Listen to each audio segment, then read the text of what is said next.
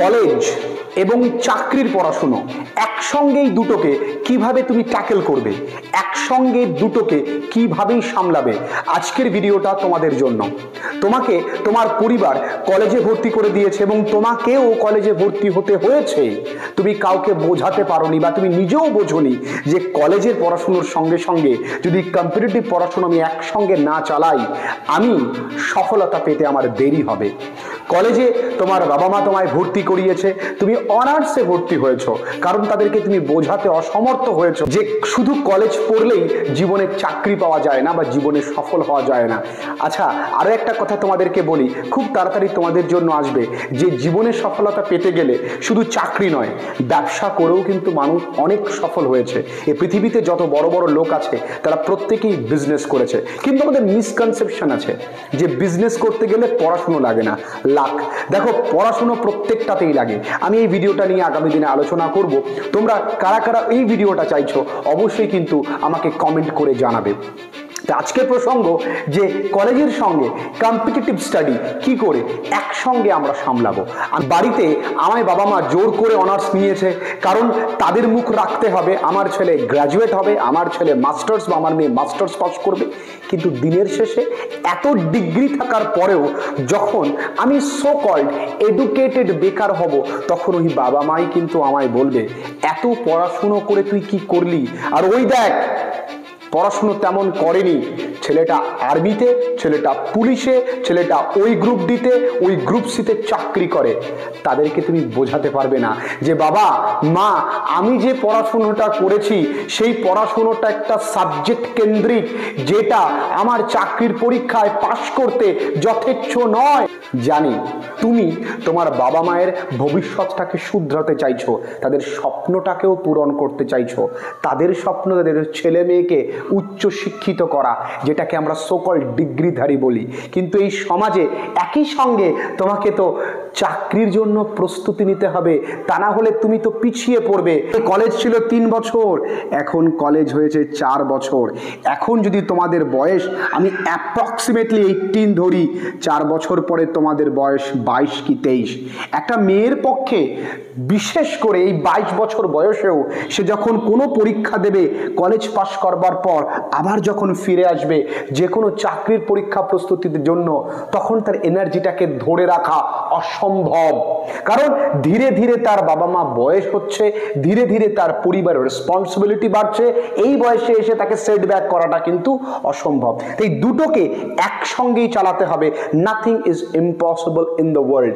বহু ছেলে মেয়েরা আছে যারা রানিং ইয়ারে ক্লাস 12 পড়তে পড়তেই নিট ক্র্যাক করেছে। যদি তোমার লক্ষ্য স্থির থাকে, মাইন্ডসেট ঠিক থাকে, তাহলে সব কিছুই এই পৃথিবীতে সম্ভব। তবে হ্যাঁ, তোমার লক্ষ্য কিন্তু স্থির থাকতে হবে। তুমি অন্যের কথায় প্ররোচিত হবে না, অন্যের কথায় ভুলভাবে ইন্সপায়ার্ড হবে না, কখনো নিজের মনোবলকে ছোট করবে না। তুমি একবার স্বপ্ন দেখেছো যে কলেজ করতে করতেই আমি চাকরির পরীক্ষার প্রস্তুতি নেব এবং ভালো একটা চাকরি পেয়ে আমার মা বাবার সামনে গিয়ে দাঁড়াবো এবং তাদের ভবিষ্যৎ এবং নিজের ভবিষ্যৎটাকে স্টেবল করব। সেই স্বপ্নটা তুমি দেখেছিলে। তোমার এই স্বপ্নটাকে সেকেন্ড করার ক্ষমতা এই পৃথিবীতে যেন আর কারো না থাকে। তাই কিভাবে তুমি এই দুটোকে ম্যানেজ করবে তার উত্তর অনেকটাই তোমার ভেতরে আছে। তবুও আমি বলি, যার মনে জেদ আছে সে সমস্ত কিছুকেই সম্ভব করতে পারে। আমরা বলি দেখো, প্রথমে টাইম ম্যানেজমেন্টটা বুঝতে হবে। দেখো, কলেজের পড়াশোনাটাও গুরুত্বপূর্ণ। এখন তুমি অনার্স নিয়ে পড়লে কলেজে কিন্তু অ্যাটেন্ডেন্সটাও সমানভাবে গুরুত্ব রাখে। মানে কোনো কলেজে বলে 65%, কোনো কলেজে বলে 70%, কোনো কলেজে বলে 75%। অ্যাপ্রক্সিমেটলি আমরা ধরলাম 70% অ্যাটেন্ডেন্স মাস্ট। তো আমাকে রোজই কলেজে যেতে হচ্ছে। আমার কলেজে গিয়ে প্রথম কাজ কি? Make friends with good friends. ভালো ছেলে মেয়েদের সঙ্গে বন্ধুত্ব করা, ফ্রেন্ডস উইথ বেনিফিটস। কারণ কি? দেখো, তারাও তোমার কাছ থেকে কিছু শিখবে, তুমিও তাদের কাছ থেকে কিছু শিখবে। যারা ভালো নোটস তৈরি করে, যাদের কাছে রেগুলার আপডেশন আছে, যারা ভালোভাবে পড়াটাকে বোঝে, পরবর্তীকালে বন্ধুকে জিজ্ঞাসা করলে যেন বন্ধু বুঝিয়ে দেয়। সেই বন্ধু করলে হবে না যে ক্যান্টিনে গিয়ে ফোকে, যে খালি পৃথিবীর বাদবাকি আনন্দ নিয়ে কথা বলে। সেগুলো প্রয়োজন, সব কিছু অপ্রয়োজন বলা যাবে না। সব আনন্দ ফুর্তি মজা সব প্রয়োজন, কিন্তু ফ্রেন্ডস উইথ বেনিফিটস। আমার যে লক্ষ্যটা অনেক অনেক বড়, আমাকে অনেক দূর এগোতে হবে, অনেক দূর হাঁটতে হবে। তাই আমি 70% তো কলেজে যাবই, বা 70 তার একটু কম গেলেও যেদিন যেদিন যাব না, যেন এমন বন্ধুর কাছে প্রশ্ন করি যেন তারা সমস্ত আপডেশনগুলো, ক্লাসেসগুলো, ডিউ নোটসগুলো আমাকে ঠিকঠাকভাবে দিতে পারে, সেইগুলো আমি বাড়িতে নিয়ে আসবো। এই একটা কাজ আমি করব প্রথমত, তাহলে আমার টাইম ম্যানেজমেন্ট ঠিকঠাক হবে। আর কলেজের পড়াটা চেষ্টা করব কলেজে থাকতে থাকতেই, আমি যেই সময়টা কলেজে থাকি, মনে করলাম 10:30 থেকে 4:30 পর্যন্ত, এর মাঝে যে সময়টা আমি কলেজে থাকি, কলেজের যাবতীয় কাজটা আমি কলেজেই সেরে নেব। কলেজের অ্যাসাইনমেন্ট করা, কলেজের ইন্টারনাল এক্সটার্নাল ম্যাডামদের কাছ থেকে নোটসপত্র, স্যারদের কাছ থেকে নোটসপত্র, পড়াশুনো, মোটামুটি কিছু না পারলেও 60% পড়া কিন্তু আমি সেখানে অ্যাটলিস্ট মেকআপ করে রাখবো, চেষ্টা করবো মেকআপ করার। জানি যে it is hard to do than to say, বলার থেকে করাটা কিন্তু কঠিন, কিন্তু অসম্ভব নয়। চেষ্টা করলে 60% আস্তে আস্তে বাড়বে। অ্যাটলিস্ট এটা তো করতে পারবে যে অ্যাসাইনমেন্টগুলো, প্রজেক্ট ওয়ার্কগুলো রয়েছে সেগুলো তুমি কিন্তু ওখানে করতে পারো। কলেজের একটা বাতাবরণে থাকলে তোমার পড়াশুনোর এনভায়রনমেন্টটাও ক্রিয়েট হয়, একটা অ্যাম্বিয়েন্স ক্রিয়েট হয়। তুমি লাইব্রেরিতে গিয়ে টাইম স্পেন্ড করবে, সবসময় তো ক্লাস থাকে না, সেখানে গিয়ে তুমি অনেক বই পড়লে, চাকরি ওরিয়েন্টেড পড়াশুনো করলে, বা নোটসপত্রগুলো কলেজের পড়াশুনোটাই কলেজে তুমি কিন্তু সেরে ফেলতে পারো। এবার বলবো, দেখো তুমি বড় স্বপ্ন দেখেছো, তোমাকে কিন্তু early to bed and early to rise, সকাল সকাল ঘুম থেকে উঠতে হবে। বস, সকাল সকাল 5টা থেকে 5:30 মধ্যে তোমায় ঘুম থেকে উঠতে হবে। Do some physical exercise, meditations and yoga, all that. এগুলো করবার পর 6টা থেকে মিনিমাম 7:30 পর্যন্ত তুমি কিন্তু তোমার স্টাডি, অর্থাৎ কম্পিটিটিভ স্টাডি। এরপরে 8টা থেকে বাদবাকি 9:30 পর্যন্ত তুমি কিন্তু তোমার কলেজ ওরিয়েন্টেড পড়াশোনাটা করে ফেলতে পারলে। দেখো তুমি এই সময় কোনটা করবে তুমি ভালো বুঝবে, এই সময় কোনটা করবে তুমি, তবে এইভাবে ম্যানেজমেন্ট করবে, সব কিছুই সম্ভব। একটানা কলেজের ওই বোরিং সাবজেক্টগুলো পড়তে তোমার নাই বা ভালো লাগতে পারে, তো ভালো লাগতে পারে একটু দেখি না জিকেটা করি, একটু জিআই করি, একটু ম্যাথ করি, দেখি না একটু ব্রেনটা। এটা মনে রাখো, তুমি মাধ্যমিকে 7টা সাবজেক্ট পড়েছো, অনেকে 8টা পড়েছে, উচ্চ মাধ্যমিকে 5টা পড়েছো, এখন তুমি 2-3টে সাবজেক্ট একসঙ্গে ট্যাকল করতে পারবে না? পারবে। মাইন্ডসেটটা কোথাও না কোথাও তোমায় বাধা দিচ্ছে, তাই তুমি পারছো না, তোমাকে পারতে হবে। দেখো এবার তুমি কলেজের সময় কাটালে, বিকেলবেলা বাড়িতে আসলে, তুমি 5টায় বাড়িতে ফিরলে, 5টায় এসে এখন একটুখানি অ্যাভয়েড করতে হবে বন্ধু সঙ্গ, বিকেলবেলায় একটু অ্যাভয়েড করতে হবে। প্রত্যেক দিন ঘুরতে যাওয়া একটু অ্যাভয়েড করে, প্রত্যেক দিন খেলাধুলো একটু অ্যাভয়েড করতে হবে। বিকেলবেলা বাড়িতে এসে একটা পাওয়ার ন্যাপ নাও, আধ ঘন্টার যেন বেশি না হয়, এই আধ ঘন্টা পাওয়ার ন্যাপ চাই। পাওয়ার ন্যাপ নিয়ে ইউ গেট রিজুভিনেটেড অ্যান্ড 6টার সময় ওঠো, হালকা রিফ্রেশমেন্ট নাও, পড়াশোনা স্টার্ট করে দাও। 6টা থেকে তুমি একদম টানা 9টা পর্যন্ত। দেখো অনার্সের যা পড়াশোনা থাকে, যদি আমরা এখানে 1.5 ঘন্টা, 1 ঘন্টা 30 মিনিট, আর এইখানে আমি ধরছি 3 ঘন্টা যদি ধরি, তাহলে আর কলেজে যদি আমি অ্যাপ্রক্সিমেটলি আরো 1 ঘন্টা ধরি, তাহলে 3 আর 1 4 আর 5 পয়েন্ট। দেখো এই টোটাল 5 ঘন্টা 30 মিনিট, তুমি 5 ঘন্টাই পড়ো, এনাফ কলেজের জন্য। আর চাকরির পরীক্ষার জন্য 3 ঘন্টা এনাফ, তাহলে টোটাল 8.5 ঘন্টা কিচ্ছু না। তুমি পড়েছো, তুমি বিশ্বাস করে দেখো যে তুমি পরীক্ষার আগে পড়েছো। এই টাইম ম্যানেজমেন্ট তোমাকে করতে হবে, লক্ষ্য বড় দেখেছো, পরিশ্রম তোমায় করতে হবে, and you have to enjoy this journey. এই জার্নিটাকে তোমায় এনজয় করতে হবে, তুমি পারবে, এটা আগে বিশ্বাস করো, কারো কথায় নয়।